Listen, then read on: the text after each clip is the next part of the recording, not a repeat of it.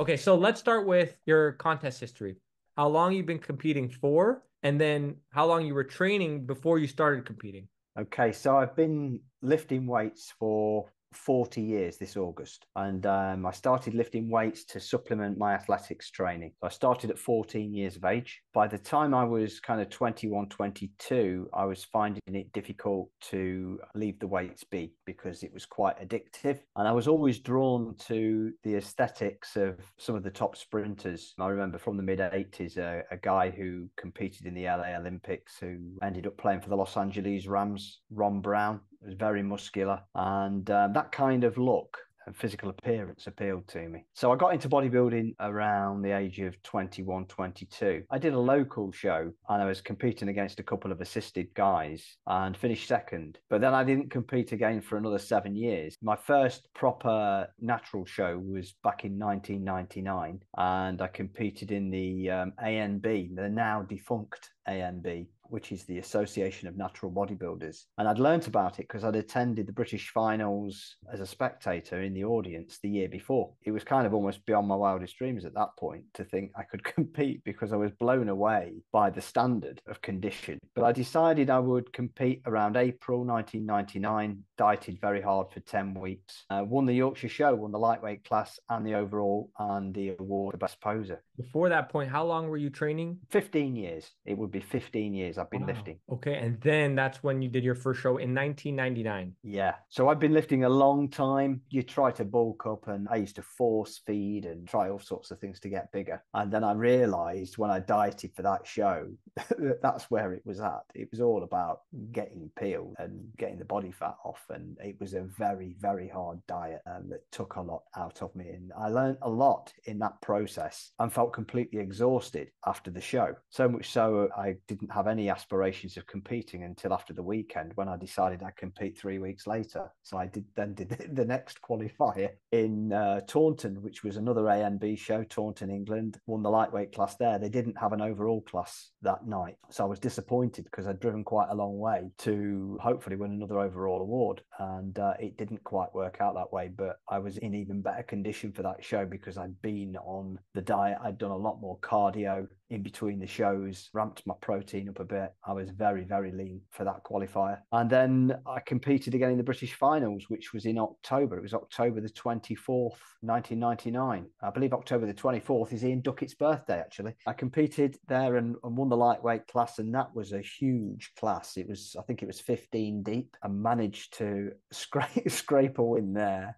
and went through to the overall. I didn't take the overall. Competed twice more in 1999, once in Paris, which was a UIBBN show, won the under 65 kilo class there. And then I won an IMB, which was the ANB's attempt to create a world federation. It was the International Natural Bodybuilders, something like that, back in 99. I won that show again. It had representation from France and Canada and Spain. And yeah. You competed at the UIBBN. Did you also compete in the World Championships as well during that time? That was a world Oh, championship that in was. Paris. Okay. Yeah. So I won that under 65. Okay, so were they hosting the UIBBN World Championships in Paris every single time? Because I know Matt Argle. Are you familiar with Matt Argle? Yeah, I know, Matt. Yeah. He was saying he did the UIBBN World Championships in Paris as well. So I'm thinking now, is that just where they hosted it every single time? Or I don't think he was competing back in 99. I think they did it in Paris, and it may have been hosted in Italy. It was certainly European, but it's been in France a few times. I only ever competed there once. I guess the big coup or achievement for me in 99 is that I entered 5 shows and won all 5 shows. You took the UIBBN World Championships. You won the overall. Yeah. Amazing. Not the overall, but my class. Oh, the lightweight class. Yes. I think it was bantams. It was under 65. Oh, it was under. Okay, so it was the bantamweight. Got it. Yeah, kilos, right? The UIBBN, it's more of a European championships, basically. Yeah.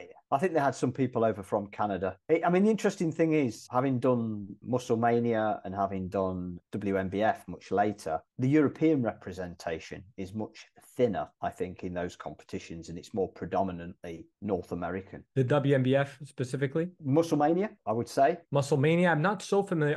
I know Musclemania, but I'm not too familiar with the competitors there. Only did one show. So it was in New York back in 2000, and it was called the Musclemania Superbody. And I placed second in the lightweights. It's a natural org, though? I don't think so, is it? Yeah, it kind of was. It was drug-free. So... But it's not as well known to be a natural org as, say, the WMBF or... I think all of them were contested. I think it's... Yeah, I think it's one of those moot points. Maybe we can touch on that. But before we do, I want to discuss your most memorable. Well, I guess that might have been. Was that your most memorable season, would you say? Was the 99? I think it was. I think it was because I never expected any of it. I was naive. To win shows, the excitement that comes from that, it creates almost like a new passion for what you do. And I was so hungry to compete and win. And I ended up doing between April 99 and May 2000, 7 shows in the space of 12 months, pretty much. Because actually the first show in 99 was June. I'd started dieting in the April, but the first show was in June. So I'd competed June to May virtually without any let up and did 7 competitions. So you must have not been too far away from stage weight if you only required like 10 weeks or so, right? Well, to begin with, no, I wouldn't say so. The first diet, I was some way off, but I dieted very hard and I ramped up my activity considerably. So I was doing a lot of fasted walking, training more quickly with weights, especially in the last 3 weeks. I found the last bit of fat quite stubborn to shift and had to change the way I trained. I wasn't able to just amble around with my training partner. We weren't slow, but it slows you down a little bit. And for the last 3 weeks leading up to my first show in 99, I went solo and I was training first thing in the morning to ramp up the pace of the workouts, which had, greater metabolic effect, really. Expend more energy type of thing? Yeah, that's absolutely right. Yeah. And shorter rest periods, that type of thing? Yeah. Yeah. Okay. So I was bringing them down to, you think with a training partner, it's probably going to be maybe a minute 20, a minute 30 sometimes. And I was getting rest periods down to about half a minute. I think at that age as well, when you're on a diet, your body just will respond, and mine did. I don't think it had been shocked quite in that way before. So the volume of activity, the adaptations I was able to make in terms of cutting down rest periods and moving around the gym more quickly worked. It worked for me. I was using very moderate weights because that's been my style all the way through, really, but moving at pace. We're going to touch on training, but not yet. Okay, that was 99. So we're talking 25 years ago. Yep. Have you competed since that 99 season? I'm assuming yes. Yes. I had 3 years out between 2000 and 2003. And then I competed in the BNBF, British Natural Bodybuilding Federation. Enjoyed that.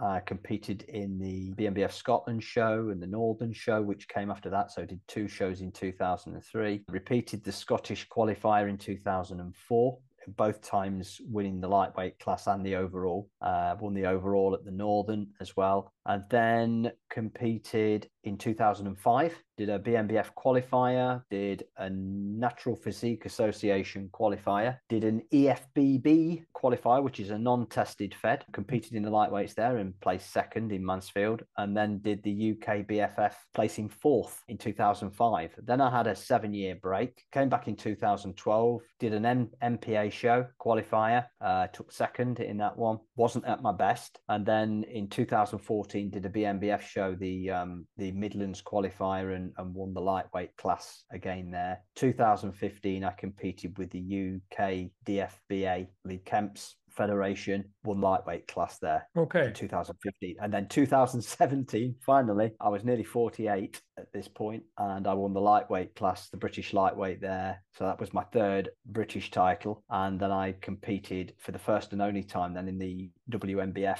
show in November. It was 3 months before my 48th birthday, and I placed 6th in the lightweight class. But the most memorable, or would you say the best achievements, was that 99 season? The 99 season was memorable for the fact that it was all brand new. It was exciting. I've had good moments since then. I enjoyed winning the Northern with the BNBF in 2003. That was a moment I don't think I'd ever looked as good. So I was pleased with my condition for that show. And a couple of UK DFBA shows, 2015-17, enjoyed those very much. especially the 2015 show. I was in really good condition for that show. And how old were you in 99? 29. And with regards to Ian, because we were talking about that, how did you meet Ian? So I met Ian at the first show I competed at. He was in the audience. I knew of Ian anyway, so his kind of reputation preceded him. I knew about him at the British finals in 98. He was selling something, and I remember with some friends, we approached the desk where he was sat.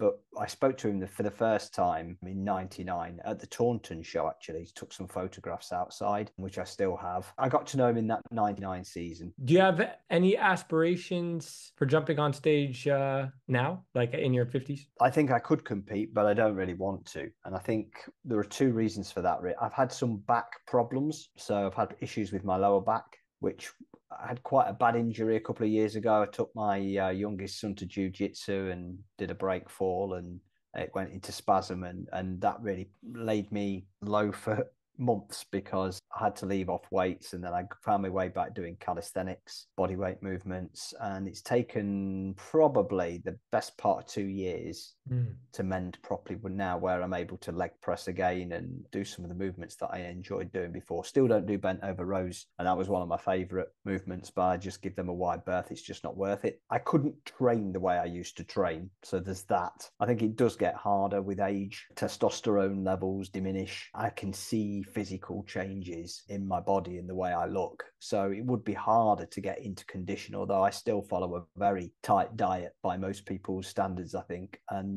could get into shape, but at what cost? Right. I don't want to risk injury. I'm not going to look better than I did 7 years ago. I don't think it's possible, and I'm certainly not going to look any better than I did when I was 33. So I think all things taken into consideration, I'm happy to exercise regularly, enjoy what I do, and I've got the memories of when I competed. I love that. Would you say now it's mostly about enjoying it and making sure you just stay healthy doing it? Absolutely. I can do what I want when I want. This morning I was at the gym at 5:30. I'm not always there at that time, but I was there this morning, did a 45-minute workout, and it was great. And sometimes I train at home, and I took the opportunity this morning. I thought there's not going to be much traffic on the road. I can get there and just go through and use a few different movements, and I enjoy that. I think I'll always exercise the way I do because it's part of my DNA. When you've done something for 40 years, you don't stop doing it. That's true. Yeah. Well, hopefully not, right? Unless I was forced to, and it was a big deal for me when I was injured. It's a ritual that I enjoy doing pretty much on a daily basis. So, well, I'm glad you got that sorted. You're able to train now pretty much pain-free. Yeah, I mean, I think one of the things that I've learned over time, and the internet's been brilliant in this respect, is mobility and just opening up my hips to reduce the tightness around the sacroiliac joint and around my lower back, which is where the problems were. I mean, the whole thing manifested in my late teens. I used to long jump and sprint, but it was the long jumping that caused the misalignment and the issues with my sacroiliac joint, which was subsequently made worse by heavy squatting in my early 20s. But I think for hypertrophy anyway, using a leg press has always been effective for me. So I stick to that now and just make sure that the backrest is adjusted so that I'm not going to hurt my back. Plus the poundages, the loads are down on what I was using even 7 years ago. Before we dive more into the training, let's discuss what motivated you specifically to compete. Ooh, because I thought there was something underneath it. I thought if I could strip away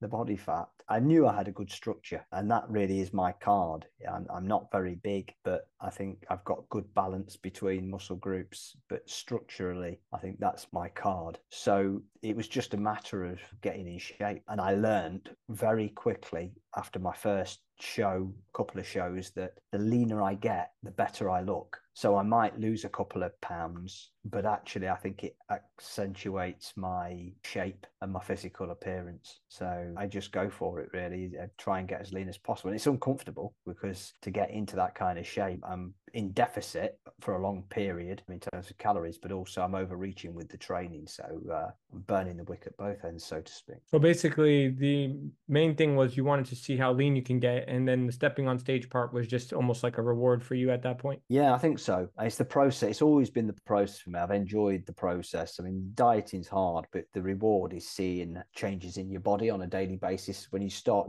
getting closer, it's like, wow, when you're in that kind of shape for the first time and And it's like, well, this is amazing. I never thought I could look like this.